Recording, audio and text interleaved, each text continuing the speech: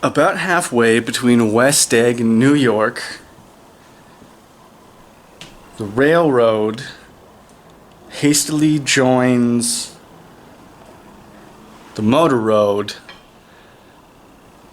and runs alongside it for a quarter of a mile so as to shrink away from a certain desolate area of land.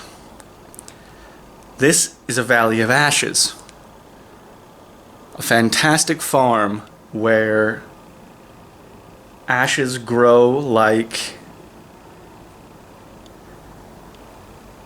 ridges and wheat and grotesque gardens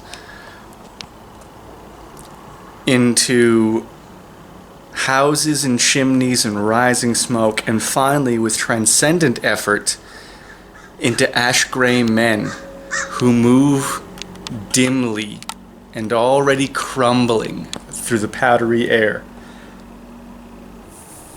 Occasionally, a line of gray cars crawls along an invisible track, and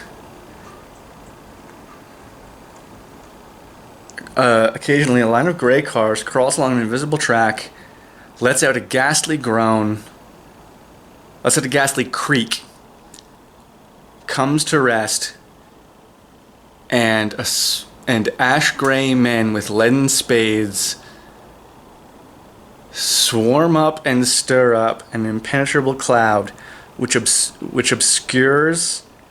screens their obscure operation from your sight.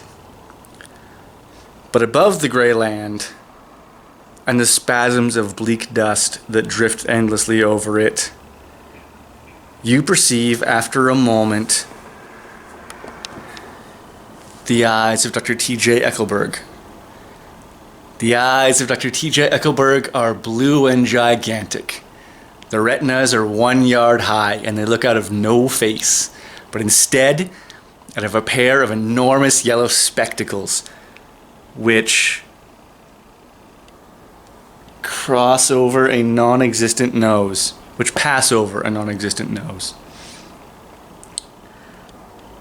Evidently, some wild wag of an oculist had set them there to fatten his practice in the borough of Queens, then sank down himself into eternal blindness, or forgot them and moved away. But his eyes, dimmed a little by many paintless days under sun and rain, brood on over the solemn dumping ground. The Valley of Ashes is bounded on one side by a small, foul river. And when the drawbridge is up to let the barges pass, passengers in the waiting train can stare at this dismal scene for up to half an hour. There is always a halt here of at least a minute, and it is because of this that I first met Tom Buchanan's mistress.